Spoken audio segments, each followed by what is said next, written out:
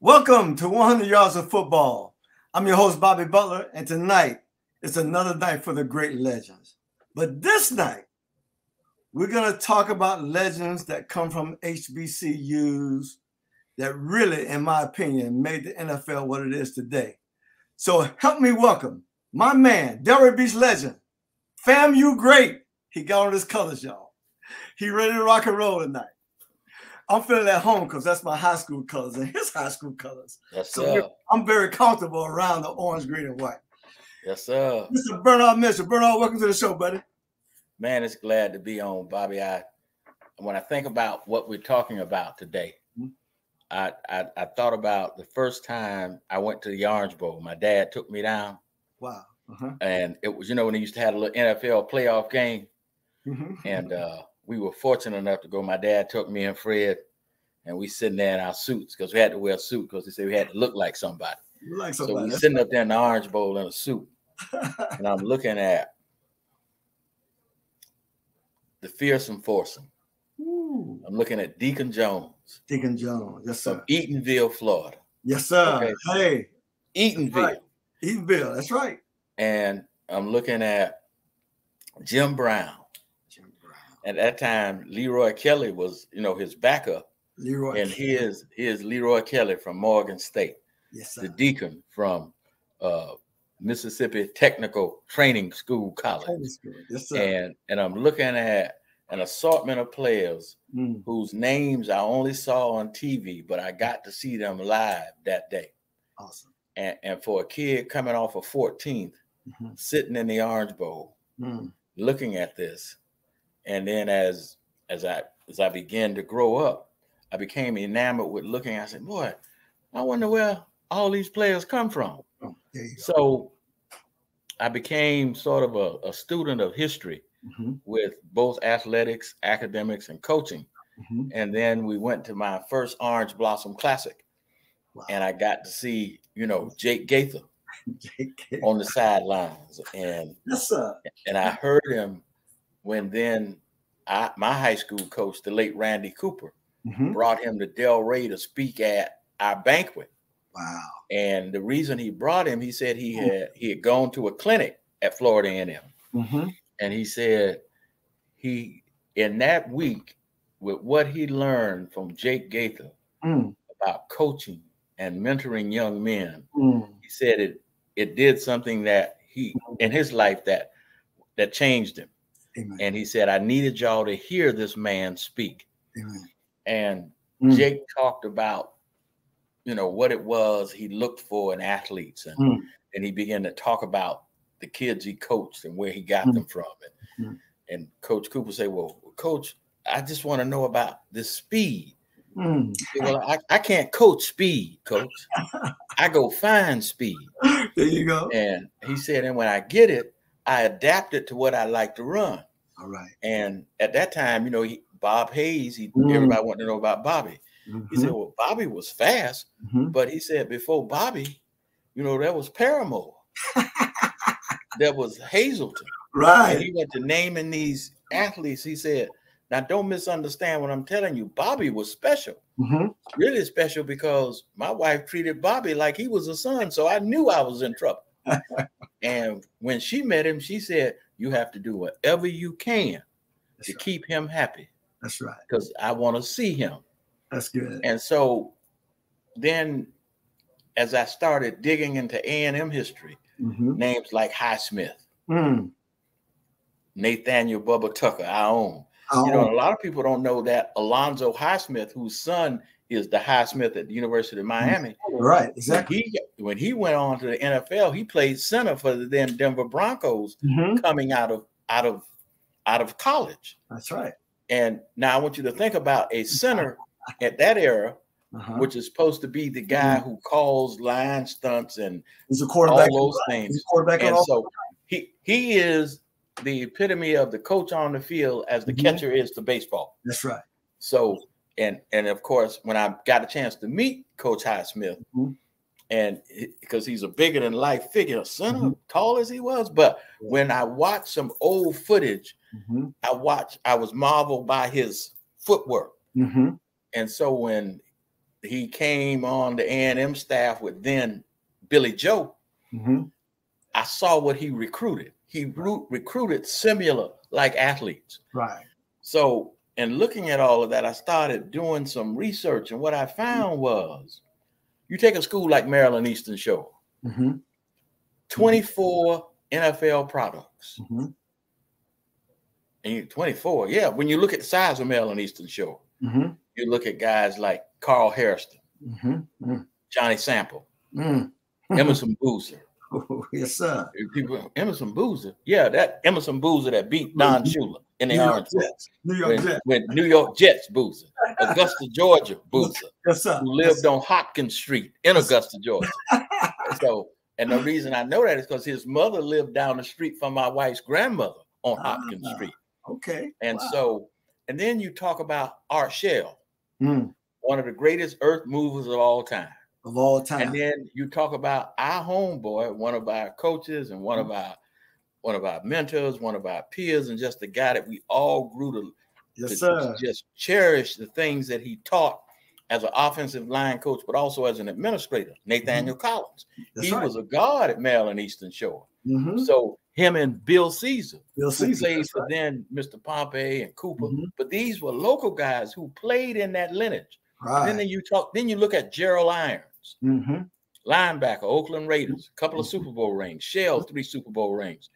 And then when you begin to go through the list of guys, and then you go through Grambling, who had 64 NFLers, Willie Davis, Charlie Joyner, you know, the old man, I call him one of the greatest route runners of all time.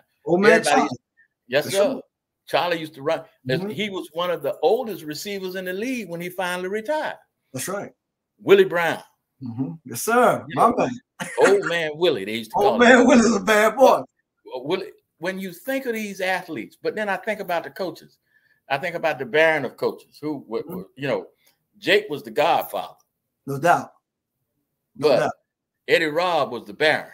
Yeah, he was. He was the one that everybody wanted to emulate. Then when you look at his quarterbacks, James Shaq Harris. Yes, sir. You know, who originally played for Buffalo, but ended up in LA with Chuck Knox and went to the playoffs since there forever. And I remember the first game he played when I was glued to the TV when he was a Buffalo Bill quarterback. And people say, well, what was it that made you look at it that way? Well, when you go back to when Mr. Telefero was the first black athlete ever drafted in the league. Right. Then you emerge to this point where you get the Shaq. Right. Then you back up and then you see what the Shaq had to work with. Then you look at the linemen and then you look at the, because when it comes to Hall of Famers, you know, Grambling has more. Grambling is tied, I believe, with Southern and Jackson. Because when you go to Jackson, you listen, you without even mentioning the Hall of Famers, you know, you got the Richardson brothers, Willie Richardson. Right. Vernon Perry, you know, who was a big hitter. Woo! He was a safety, but he hit like a linebacker. Hit like a linebacker. Then you got the Payton brothers.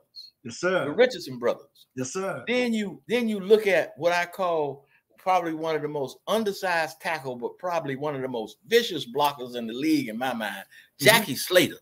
Unbelievable.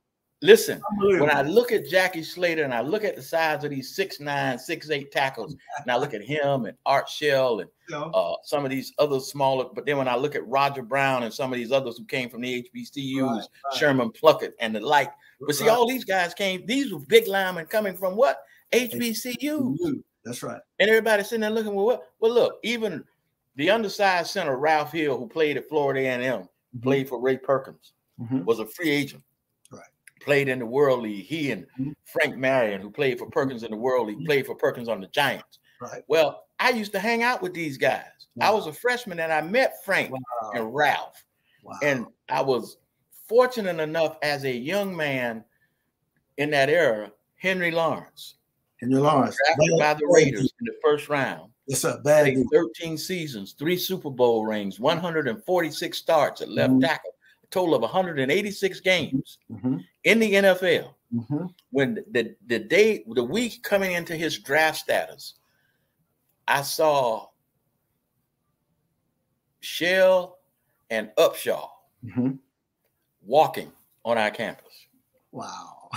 and now you must I not mention he went to Texas A&I. Yeah, right. So right. you know, one of those schools that what? Texas A&I. Texas A&M, that's right. So he shows up in one of his casual blue linen suits because he looked like his linen suits. And they talking. Now you got Henry Lawrence is 6'6". Big dude, man. 275 from Palmetto, Florida. That's right. Right? Now you looking at Hank, and I'm looking at Shell. I'm looking, and a few days later, they're over on the field going through some workouts. These listen. I say no wonder they create what they create. Right. What they were teaching him in technique and style, and it was their nurturing.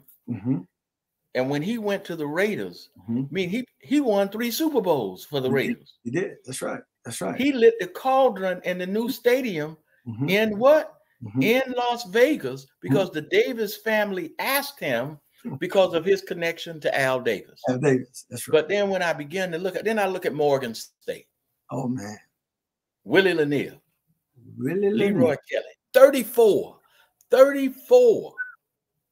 NFLers. And out of that group, you need to see how many of them, they didn't just show up in the league, they changed the league. They changed the game. They changed the game. And then, so what was the one thing that was synonymous for me was then Bill Nunn, who was the writer for the Pittsburgh Courier, never played a down of football, but he had the Pittsburgh Courier All-American football team. Yes, and everybody wanted to see that list every year because, you know, one year we were fortunate enough to have our own on there. We had the late Cannonball Butler. That's right. That's right. We had the late Nathaniel Bubba Tucker. That's right. That's right. Palm Beach County. Delray. B-Town. Okay. Yes, sir. Listen, and here they are. Yes. But Bill Nunn then got hired as a scout for Pittsburgh. But in his scouting, black colleges, then one of the so-called gurus of the NFL draft began to follow him around. That's right. Gil Brent started following him to schools. Right. Oh, yeah. Then comes the general, you know, out of Kansas City. That's right. And everybody following Nunn and the general. Well, where they get this? Where they get this? Right. And when you look at the Steelers draft, that draft put them on the road to Super Bowl stardom. But now what people fail to realize is out of that draft, in one draft, you got to remember he got Glenn Edwards, FAMU, not a FAMU. Then he got, in my mind, the first big shutdown corner. Yes, sir. In Mel Blount from Southern University. And now when I think about Blount, the only other cornerback who comes to mind with me like that, with his size and speed and aggressiveness, was none other than Roynell Young, who came from Alcorn. Alcorn State, that's right. And he came from Alcorn State, from the Corn, Longman, Mississippi. Right. First round. When you begin to look at what was the connection with all these schools, it was the gentleman who recruited these young boys, the late Marino Chasm, Big John Merritt at Tennessee State, Eddie Robb, Jake Gaither, and I'm thinking U.S. Marshall, who was at Fort Valley State, who coached Rayfield Wright, who originally was a basketball player. Yeah, from Griffin, from Griffin, Georgia. You know, Griffin, Georgia. And when you look at his size compared to the day's tackle, he was less than 270 pounds. Yeah, he was. Just recently passed. Then when I look at the guys that came behind him, Mr. Lloyd, the linebacker. Greg Lloyd. Yes, sir. Greg Lloyd. They live right there in Fayette, Georgia. His son, Greg Lloyd Jr. Right. But what was interesting was, guess who found him? Bill Nunn. He did. Bill Nunn found Lloyd, but in looking at Fort Valley at some other athletes, Gil Brent found Ah. Rayfield. Rayfield. Right. But guess where Bill Nunn first saw Rayfield? Where? Jumping center playing basketball at Fort Valley State. That's right. That's right. He played center. He played center. That's right. So, you know, wow. And here is a newspaper guy. Wow. Putting it together. And said, and here now you got NFL teams following him around. See, he wasn't doing the computer thing. He had his notebook, keeping notes and talking to players. And he did see a computer will analyze what you got in size. That's right. But what Bill Nunn found by having these conversations, he found the soul of a man and what made him tick, what makes you want to be, you know, and see. And I think too much is made of what we put in this computer. Bill Nunn said, well, I like Rayfield, but he didn't try to want to talk too much about him. So what did Gilbreth and them do? They went and camped out at Fort Valley. And they saw this big man jumping center, running the floor, and could run a sub 4.740. As big as he was. He was, right. Athlete. He was an athlete. Well, that's the same thing with Henry Lawrence when you saw him at 6'6". Same thing. Athlete playing tackle. But all of these things evolved, and then you go down to Southern, right? Aeneas Williams. Yes, sir.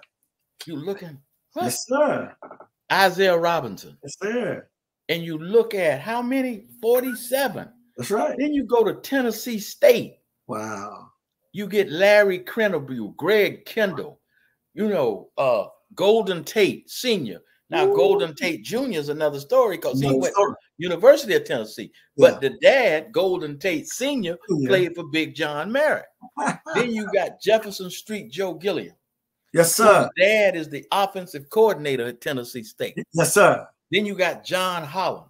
Then you got this litany of players. Then you got Ed Too Tall Jones, which I was fortunate enough as a college kid to watch Big Blue roll into Tallahassee. What? I watched Big Blue come in. Listen, they came in on them Big Blue buses and they pulled up on the set to get out.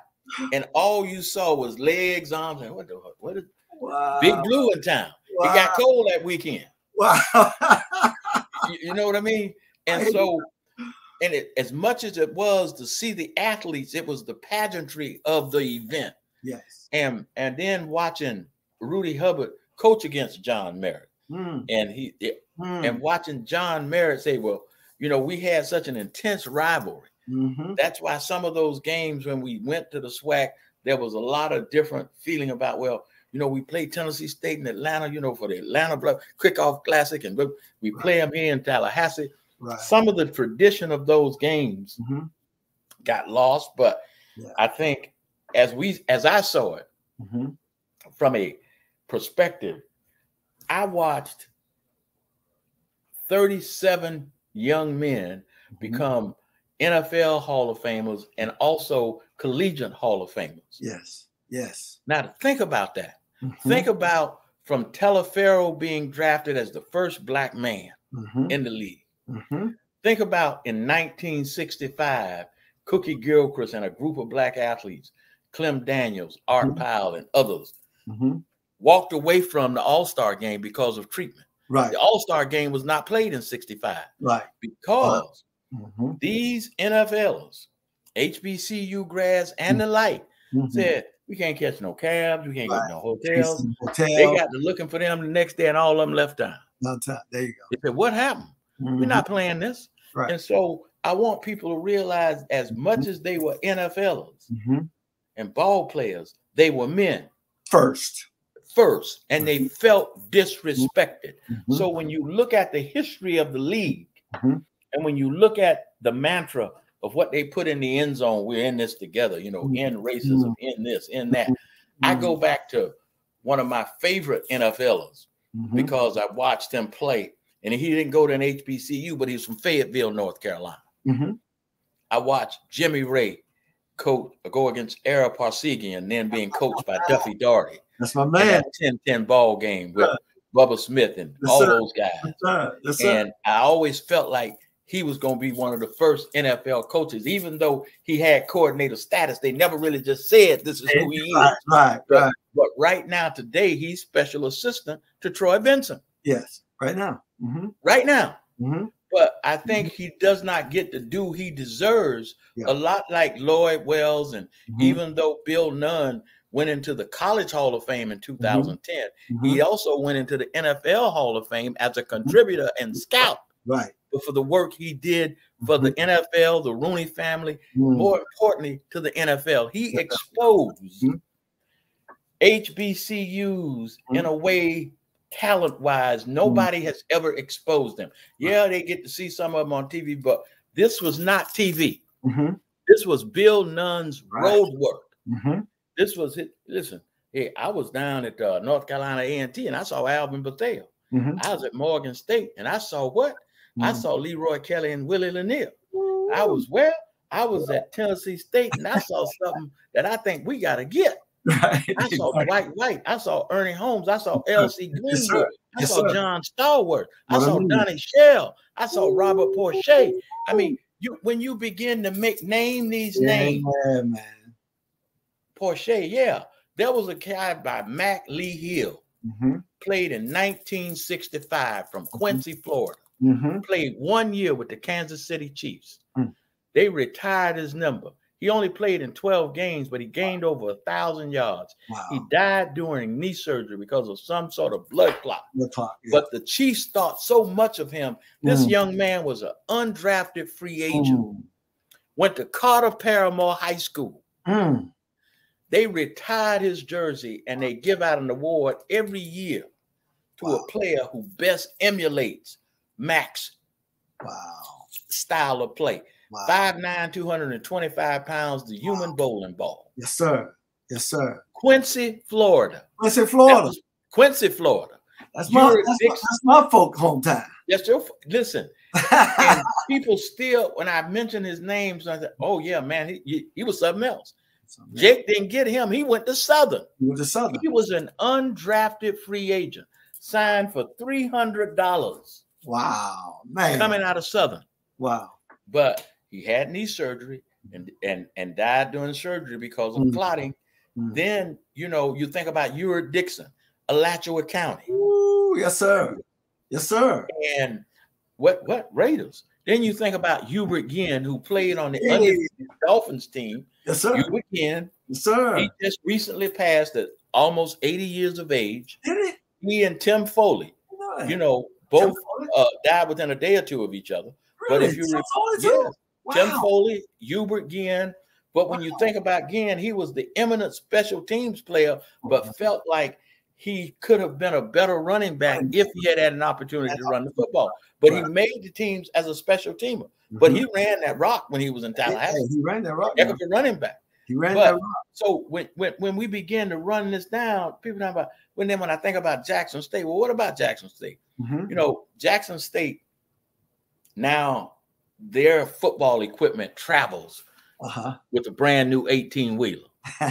And embossed on the side are the pictures of, you would guess who? Walter. Oh, yeah. Brazil. Oh, yeah. Limbani. And Limbani, because he's a Jackson State. The four Jackson State grads, Jackie Slater, who are in the Hall of Fame, their pictures are embossed on this rig. What? So as their equipment travels across the country, they're letting you know this is who we are. This is who we are. We are these Tigers. That's major. And then when you think about, I want you to think about the fact that Walter and his brother both played there. They played there. All the Richardson boys played there. They played there. And normally what happens at HBCU, just like the McNair brothers are infamous with Alcorn, the Richardson and the Payton brothers are infamous with Jackson State. Jackson State, that's right. And people, what? Yeah, if one going, we all going. We all going. And that was. And then when you look at Tennessee State, the only reason I would guess that Golden Tate didn't end up at Tennessee State was because when he came out of school during that era, as the luster and as integration took over, and people realized that we got to get some of these. I mean, and and I'm only saying that because when you look at what occurred in Alabama when they played USC, and everybody thought they were playing Grambling, but they were playing USC. And then Bear Bryant said, "I'm not going to get outplayed like this anymore." That's right. In other words, you're not going to out-black me. Right, okay? Exactly. So the very next year, he recruited the first black athlete who was a linebacker by the name of Johnny Mitchell to go to Alabama, coming out of a junior college, who just retired from the Steelers as their assistant head coach and defensive line coach. Right. And yes, he recruited Johnny Mitchell to be his first black athlete. Wow. Now for the Alabamians, they need to understand that the late Bear Bryant knew what he needed to do if he wanted to still be successful, because he realized that Johnny Musso and some of them other boys was a lot different than Sam Bam Cunningham. That's right. They ain't Al Cowley. They're not Clarence Wade. They ain't Mr. Dickerson. They wasn't Orenthal James Simpson. They were not. They're not.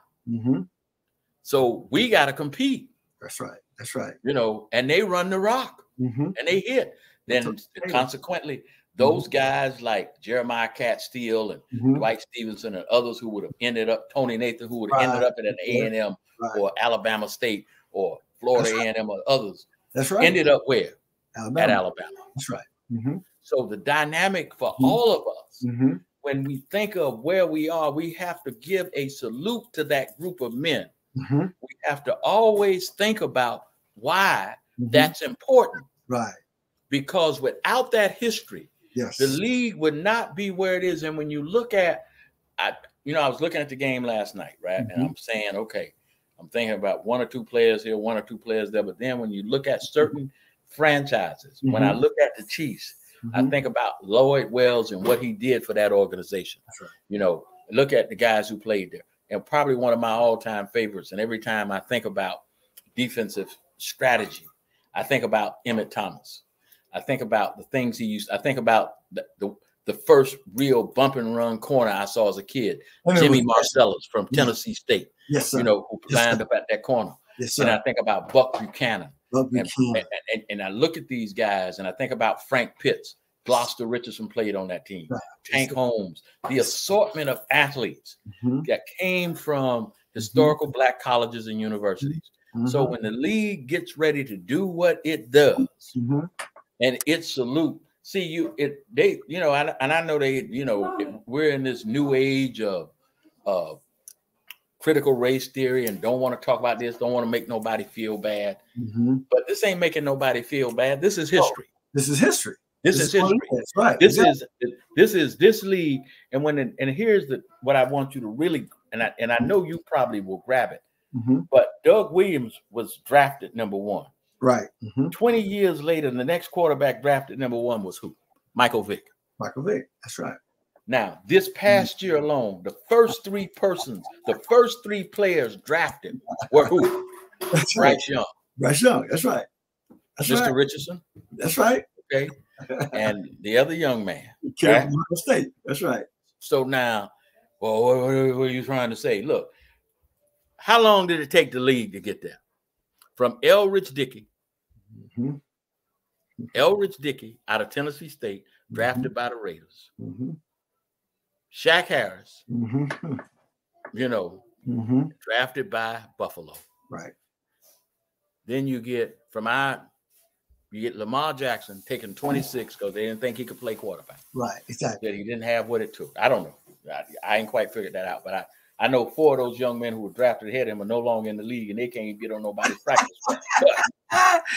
Anyhow, right. I mean, and you had Mel Kiper endorsing one of them as the most college-ready guy, the most pro-ready guy coming out. He was the UCLA quarterback. I said, well, I don't know what he's looking at, but I've rated him. He didn't make 3 on my scale. Right. Exactly. Didn't make 3 on my scale. Exactly. Don't nobody even pay me. Exactly. But I said I could go pick a better team than Kiper has picked in 10 years based on the analogy of just let me sit in the room with you to test your football IQ. Right. But beyond your football IQ, I want to see where it is you live. Well, not where you live, but where you live in here. In there, inside. That's right. In here. That's what people don't understand. And see when you look at if you've ever had I was fortunate to have the opportunity to talk to Bob Hayes. Wow.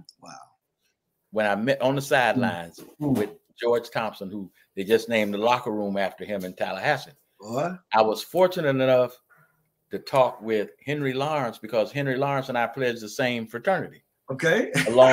along with Greg Coleman, the punter from Minnesota. That's right. And Jacksonville. Uh-huh.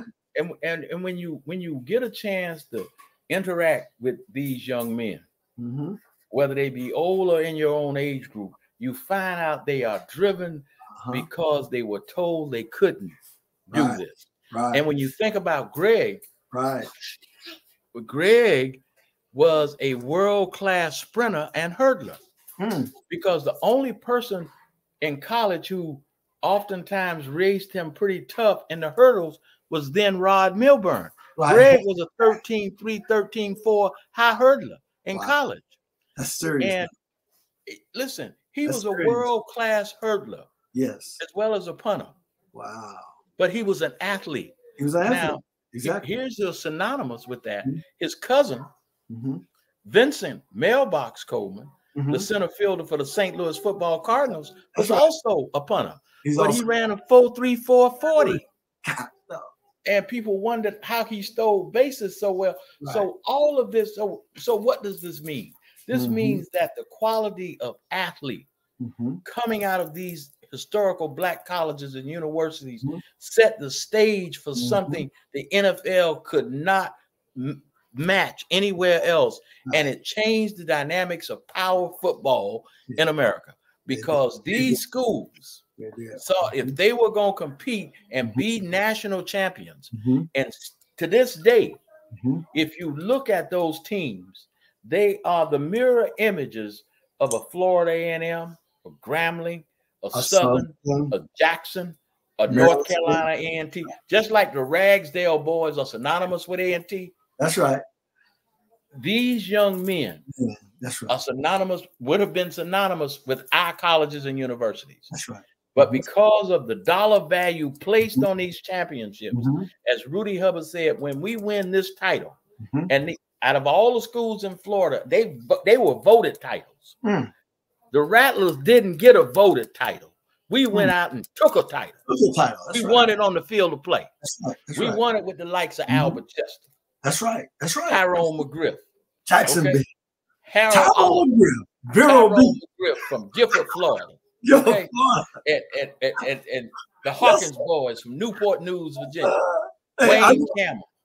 Jamie Nails. Biscuit. Nate Newton. Okay. Spanky Ramsey. Gifford Spanky Ramsey.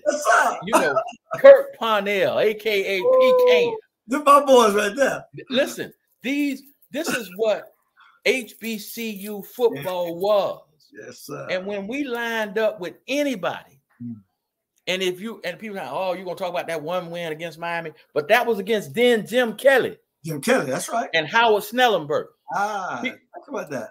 Endo Campbell. That's right. And we held him inside the 4-yard line 9 times. I found out then Tyrone McGriff was also a great defensive lineman. He could do it all. They went jumbo, and he put all them in the trenches. He could do it all. But I said all this so people would understand the kinds of individuals they were, the measure of what was their veracity for wanting to win. The determination to let you know we are in this. Absolutely. Because we are who we are. Yes, sir. And when he took that team on the road to take that title and they came back to Florida, no other team in the state, in the nation had won one on the field because all of them had to be what? We're going to vote y'all in. Now they go out and win one. I know, but they didn't vote us in. Right. I can tell you about that. You know what I mean? And so, and do I speak as if though I'm extremely proud of that. Absolutely. I'm extremely proud of the fact of the contributions of these institutions. Yes. But what I need the league to recognize, your growth came on the backs of none. That's right. Wales. That's right. Your growth came on your explosion of what television revenue came on these athletes. Warren Wells, Roger Finney. Yes, sir. Nolan Smith, the Super Nat. Yes, sir. Tennessee State. You understand me? Yes, sir. You know, they could line up and run 26 toss power trap with anybody. But then you had the Jackie Slaters. Yes, sir. You had this group of people. You had Art Shell. Yes, sir. Henry Lawrence. Henry Lawrence. Gene Upshaw. Gene Upshaw. You know, and then Roger Brown, Carl Harrison, Sherman Plunkett.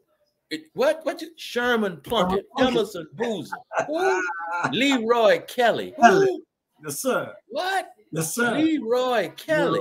Charlie Joyner, Lem Barney, Everson Walls. What? White. Rayfield. Yes, you have what? John Gilliam, Sammy White, Robert Pennywell, Carlos and Robert Pennywell. Yes, sir. Houston. Look, you had the Bullet who went to the Olympics and the Super Bowl. Yes, sir. Then you listen. Ken Riley just got in, but he should have been in. He should have been in. That's right. And then you had Leaping Lamar Parrish from where? From Lincoln. From Lincoln. You had Leaping Lamar and Ken on separate corners, and nobody wanted to throw at him. Hold on now. And Lamar was also an exceptional return man. And Lamar also from where? Where is he from? Lamar is from West Palm Beach. Thank you. And then you know what? And then then you got the Weems boy from Cookman who was on all the special teams. What? Then you had the cornerback from Bethune who got drafted by Jacksonville. Right. All of these boys. Yes, sir. Yes, sir. Huh? Yes, sir. Then you got Larry Little. What? Yes, sir. Hall of Famer. Hall of Famer. Huh? From where? Bethune. Where is he from? Miami. Where was Finney from? Miami. Where was Highsmith from? Miami Northwestern. Right. That's right. That's right. So Finney was from Miami Northwestern. And when you begin to look at this, how do you not? And somehow you talk about a month, man. 1 month. No, it would take you. You would have to do a show a week. A week for years. Talk about the greatness, and then look, John Stallworth. Where did he go to school? Okay, Alabama A&M. Alabama A&M. That's right. They got him cheap. Who found it? Bill Nunn. Bill Nunn. L.C. Greenwood. Who? Bill Nunn. Yes, sir. Mel Blunt. Who? Bill Nunn. Tyrone McGriff. Tyrone McGriff. Bill Nunn. Right. And Glenn Edwards. Bill Nunn. And when you go through this list time and time again, yeah, man, they didn't have computers. Bill Nunn drove the circuit. He and the general were oftentimes probably crossing paths. And you don't think that Gil Brandt was thinking to himself, or my man Bobby Beathard was saying what they got? Because of that, Bobby Beathard ended up with Hubert Ginn. That's right. A couple of other young men out of HBCUs. That's right. But I will give Bobby Beathard his due. Bobby Beathard was probably one of the most unorthodox pro football talent guys in the era. In the era, no doubt. You know, Gil Brandt was what he was, but Bobby Beathard, I got to see the teams he built. He built Miami. Yeah, he did. He built San Diego. The Chargers. That's right. And he built what? The Washington Redskins. Washington Redskins. Bro, he built those three teams. That's proof to the pudding right there. And you know, when in his passing, I was fortunate enough to meet him when my brother-in-law was playing in Miami. And he was just a genuine kind of guy. Yes. And what a lot of people don't know is that people who have become football purists understand athletes. And that's why when I started doing research on Vince Lombardi, and when he made Willie Davis his team captain, which was something unheard of. Unheard of in that era. But then when I look at what he had also done, when he integrated his dorms and his rooms and his travel, and when one of his players, I forget his name escapes me, but he married a white lady. And the league asked him, well, what are you going to do about that? He said, that ain't none of my business. I need to know if he's going to be able to play football. He said, and is his wife going to allow him to still be a football football player. Right. Why are we worried about who he's married to? And then the more I dug into Mr. Lombardi's history, and of course, he had a brother who was, as they say, gay today. But I also he joked about when he stayed in the sun, his complexion became exceptionally dark. And he said people used to ask him, "Well, what are you?" He said, "I'm what I am." He said, "I'm Vince Lombardi." Fordham University graduate. And he said, well, "What does that mean? You get in the sun and your skin." He said, "Well, I'm of Italian descent, but it is believed that my family somehow we were descendants of Moors. And if you know who the Moors were, when they came through the Pyrenees and the Sicily, and they supposedly captured the country, the men of Moors looked like you and I." Right. And so when Hannibal came through the Alps and did what he did, but that's why I said that's why you have to know what it is you're talking about. That's right. That's right. And it's not, I don't want you to feel bad. I want you to know this is what occurred. It's the truth. He came behind them, brought the elephants through the Pyrenees and whooped you. And he conquered your land. Yes, he did. Then say, I don't know what happened after that. I wasn't here, but whatever it was stayed in the gene pool. I can't do nothing about it. I can't do nothing about it. It is what I mean? So somebody's gonna look at this and about, we can't have him on that because he can go there. I'm just going where history takes me. Where history takes me. Just like in 1965, when those guys say we're not gonna play anymore. That's right. We are not gonna be fighting for a cab. And one of the stories that came out of that is that the only reason Cookie Gilchrist could get to the hotel is that Jack Kemp told him, I hired the car. So we riding together. And Jack Kemp was then the quarterback for the Buffalo Bills. And so he was also a gentleman that ran for president. And I met him when he was running for president. I was fortunate to meet him, Jimmy Carter, and a couple other guys. And when you talk to some of them, they seem so genuine. I don't know anything about them from a political standpoint, but I was a young, impressionable guy when I met them, and they seemed for real to me. And so for him to say what he said, and Cookie to say, well, I need a ride and you need a ride, so just tell him you hiring the car. Exactly. So I can get to the hotel. Exactly. But guess what happened that next day? They all got cars and got out of there and said, we're not playing. That's right. And the league then had to address that issue. Similar to that league having to address the issue in Arizona. But if you don't pass the King holiday, we ain't going to play. We're not going to play. That's right. We're not going to play the Super Bowl here till you do this. That's right. And guess what they did after that? They did it. They passed the holiday. And so I don't know. And I try not to be, everybody says, well, sports shouldn't be political. Well, we didn't make it political. We didn't make it political. We never made it that way. Never made it political. You made it that way when you said you were not going to treat us equitably with hotels, travel, and accommodations. So what do you think that means? So the one product you're going to see is my entertainment. So guess what? I ain't going to entertain you this Sunday. I'm going to be with my family. That's right. Y'all play the all-star game without us. Right, exactly. And so I'm not saying what I think. I'm saying what occurred. Right. So if history does not want to have those kinds of, if the league does not want to have those kinds of shades put on them, then take the rightful position. Right. Not when it's popular, but when it's unpopular. I'm reminded of what Vince Lombardi said about a team. When I see my team, I see Packers. Yes. And if my team's not going to be, if you treat one of my team, if you treat one of my players wrong, you're treating all of us wrong. All of us wrong. That's right. And he said, so when you come to a Packer affair, or when you tour us, you will see that my rooms are integrated on the road and at camp. Right. One of the only teams in the league that did that. Now, I don't know if he was, how they say he was a great coach. I believe he was based on what I saw, but I believe he was a better human being than he was a coach. Well, that's why players wanted to play for him. Well, it starts there because if you can get guys that want to play for you, they'll run through a wall. And when players went out, when Willie Davis said he would play for no other coach. Wow.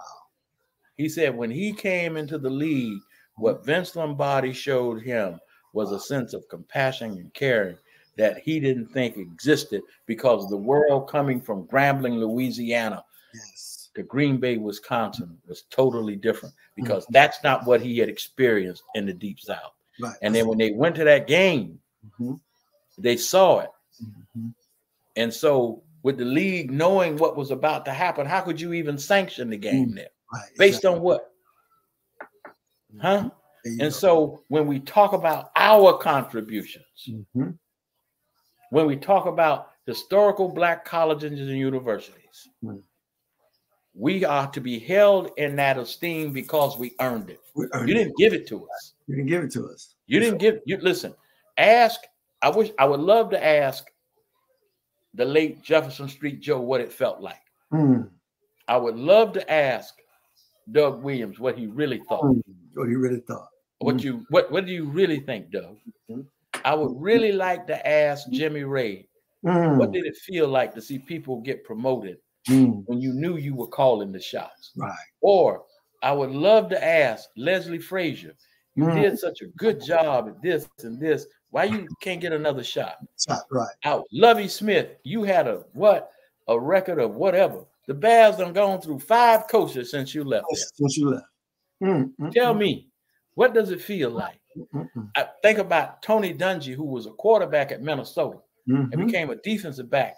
But because of where he played, the Steelers brought him along and made him a defensive back and a coordinator. And from there, he went on and he started his coaching tree. And when you think of his coaching tree, you got Tomlin, you got Lovey, you know, and so, and I'm thinking to myself, everybody wants you.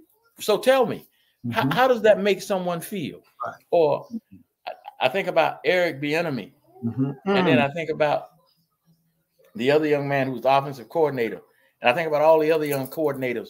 All of them didn't win Super Bowls, but got to the gate. They all got head coaching jobs. Right. Exactly. And we can't even get a look. Can't even look our way. And I want to know, well, what's the difference between? Well, Bieniemy's only doing it because he's coaching with so and so. But my man from Marshall playing on one leg with grit and determination. Come on, baby. Come on, man. That's right. That's right. What have we evolved to, or where have we evolved from? Huh? What is the problem with looking at us in the eye and talk about and see us for who we are? Do you think Eddie Robb or the legendary Jake or Marino Chasm or John Merritt got there because they knew football? Well, that's right. That's right. Better than any of their peers. That's right. And you know what? I'm on Archie Gunslinger Cooley. The run and shoot. They want to say it was Miles Davis. But Archie Cooley ran that offense when he was a coaching assistant at North Carolina. And they couldn't stop it. Then he went to Mississippi Valley. There you go. They called it the Satellite Express. The coach of the late coach of the San Francisco 49ers saw Jerry Rice on TV. That's right. What kind of offense is this they running in college? And then now everybody want to say it. They call it the K gun, this gun, that gun. No, that's Archie Gunslinger Cooley. Cooley, that's right. That's it. But then you think about the offenses of these universities. Right. And you think about the defenses. You think about some of the defensive coordinators. Man. Think about a secondary. You know, here you got Lem Barney on one corner. You got Robert Brazile playing linebacker. Bruh. Listen, I bet the defensive coordinator over there used to dial up whatever he wanted. Dial up whatever he want to. And he ain't got to worry about nobody beating nobody. Because Robert Brazile could run with most wide out. People. That's right. That's right. And then you go to Southern and you got Mel Blount. And you got Isaiah. Butch Robinson playing linebacker on one. You gonna do what? And then you go to Tennessee State and you got Jimmy Marcellus, and then you got Ed Too Tall Jones, and you got this guy, that guy, and you got 47 draft choices. Richard Dent. You got Richard Dent. Boy, you got Claude Humphrey. You got the old man himself. What you gonna do? How you gonna do this? And then so That's a whole lot of right there. Listen, that's a whole lot of what? That's a whole lot of NFL talent. They say 33, 34, but when you throw in this class and you throw in, you know, Riley making, I think it's either 34 or 35, you know, all of them from what? HBCUs. HBCUs, that's right. And when we talk about who we are, when we talk about why we are, it's because of what we put on the table. That's right. You know, a lot of people be looking at, well, why do you think that? I ain't what I think. Maryland Eastern Shore 24, Grambling 65 NFLs, FAMU 47, Morgan State 34, Southern 47, South Carolina State 47, Tennessee State 47, Texas Southern 47, Jackson 47, North Carolina A&T 34. You know, some of the names, Shaquille Leonard, who plays with the who?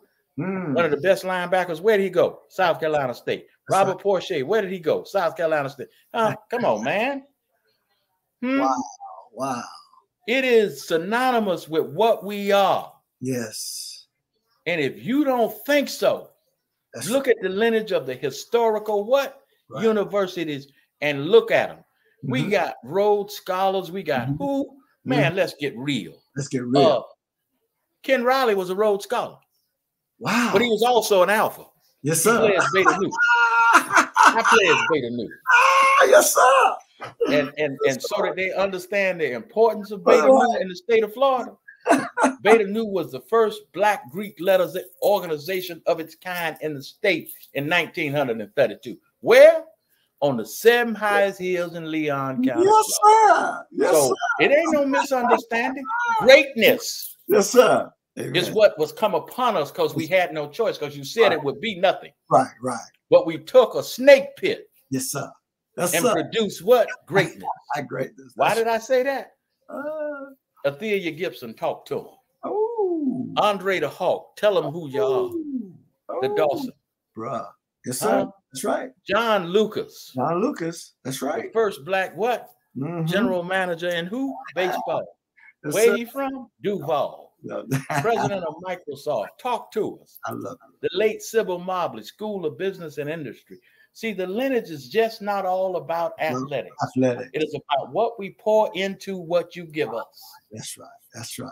Amen. And it is called greatness. It is called sacrifice. And it is called historical Black colleges and universities.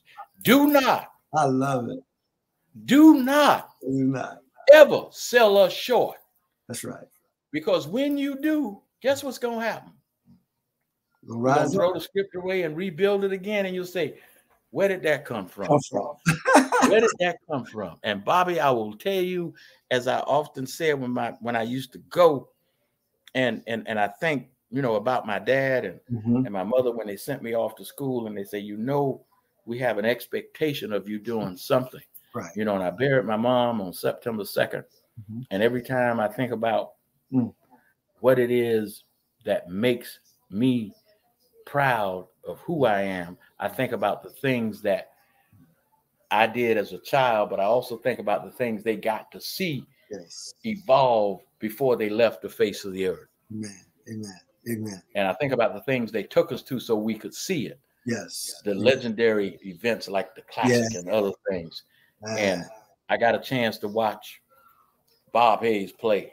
I got a chance to see my neighbor, the late Bud Tippy Jones, who went to Bethune-Cookman play. And I got to sit in Daytona and watch that game before it became the Florida Classic. Yes. You know, and I would hear the late R.M. Lee talk about you got to go somewhere, but I prefer you go to Cookman. And I would always joke with him. I say, well, I can't work with you on that one, Red, but I'm going somewhere. You're going somewhere. I'll take that part, right? I'll take that part with you. But and when I saw the Classic for the first time, then I think William Plummer had signed with them coming off of one of Carver's championship seasons. Yes, he did. And 18. Jake had come to town, and I'm looking, and I said, man, I'm gonna go to Florida A&M. Yeah. And somebody said, well, why? I say, because it just seems like the right place for me to go. Yeah, right. And you go where you feel comfortable. And to this day, I still have to make that journey 3 to 4 times a year to Tallahassee. Yes, sir. Hey, because, you know, I'll give you this story. When I was a freshman, I met Andre Dawson because we were freshmen together. Wow. And then his childhood friend, Mr. Cromartie, they played together with the Expos. But Cromartie's father was a quarterback that was one of the first black players to play in the Orange Bowl. Was also he and Andre's baseball coach. And now I want you to understand this. What? He coached baseball, tennis, and other sports because he worked for the city of Metro-Dade. Okay. Now, what's interesting was when Bob Hayes was playing for A&M, guess who was punting for Bethune-Cookman? Red Odom. Yes, sir. My man. Listen, my man. 50 years, Delray American Little League. What? And when you think about when he formed that, see, this is the kinds of things that come out of that kind of growth. Yes. And what people don't realize, he started it on a shoestring budget. Now everybody wanted the league to join, but he felt so strongly about baseball.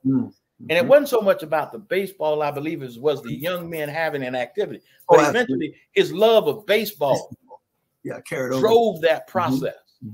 And when, one of these days we just gonna have to we may have to do a walking tour just for folk to see what it is that's been. And a lot of people don't, think about that.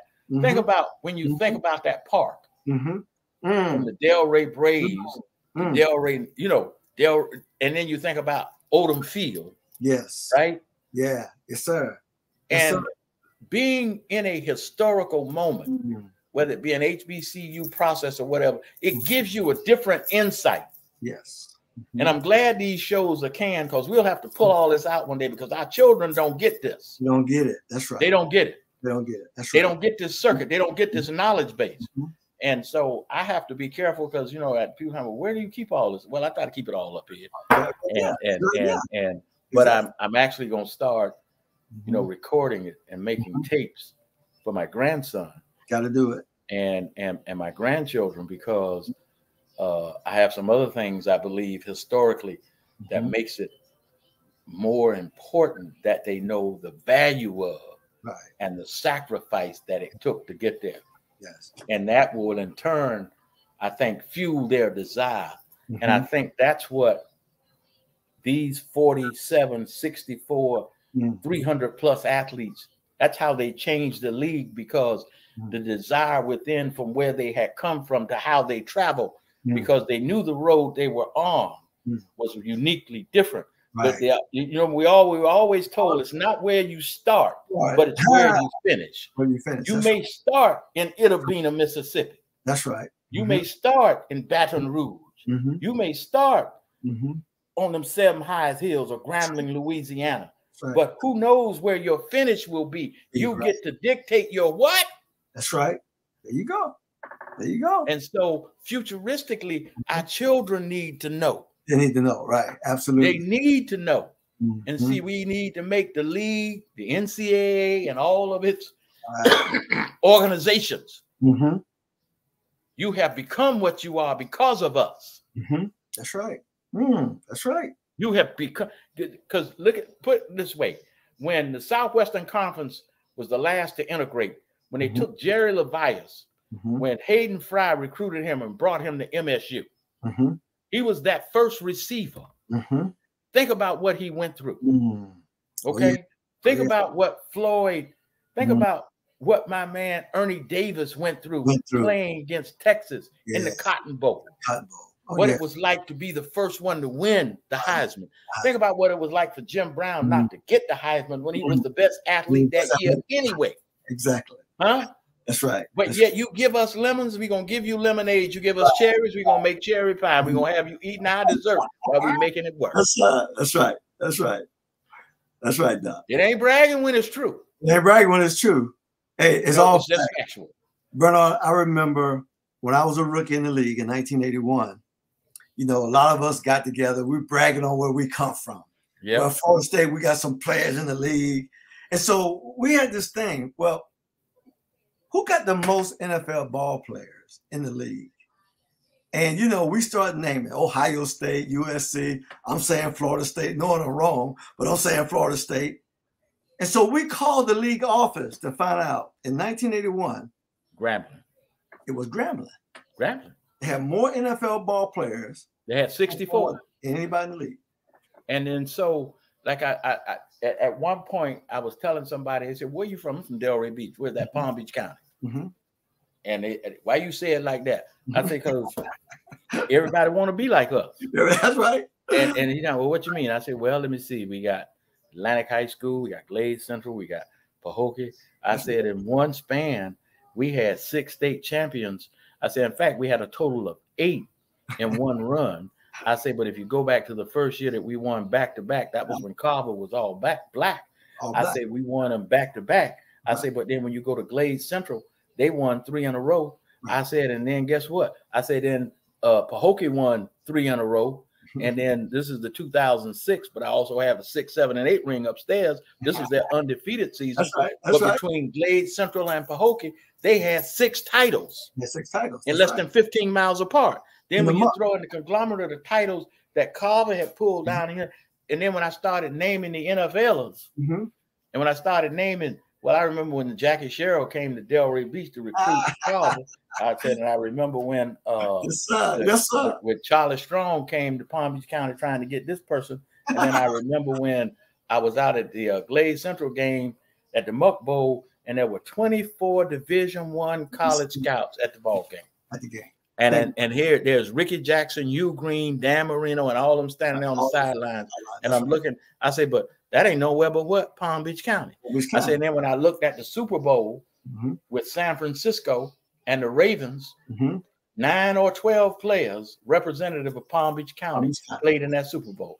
Right. I say, so where did you say I was from? I said, Palm Beach County. Yes, sir. Don't get it twisted. Yes, sir. Don't get it twisted. Yes, sir. You got to end on that note, man. Hey, man, let's do this again, man. Can you come back? Listen, let me do some research on some other topics, and then I'll tell you when I'm ready, because I got a couple of other things I'm working on, and I just think that if we put them together and we can them, these will be some shows that you'll be proud of, I'll be proud of, and the people who listen to them, if they take them to heart for why we're trying to deliver them. And what we're trying to do is awaken within you what is already there. Already there. And as they said, the reason people perish is because the people have no knowledge. Lack of knowledge. But if I give you this knowledge and you find the knowledge to be true, then you have no reason to perish, because now you know the difference. So if you take what we've given you, expound on it and develop it and reach deep within you, guess where you're going? You're not going to end up where you start. You will finish somewhere you never thought you would be. That's right. And that is the expectation of what we do. That's right. We want you to end up somewhere you did not think you would be. But if you reach within you, yes, sir. Guess what? That's where it's at, Doc. That's where it's at. Well, look, guys, that's our show tonight. Hey, if you like this show, comment on it. Hey, I'm your host, Bobby Butler, 100 Yards of Football, our legend segment. And we had a Delray Beach legend, Mr. Bernard Mitchell. Bernard, thank you for being with us, man. We're going to come back. Thank you for having me. Man. I love having you. All right, baby. Bless you, man.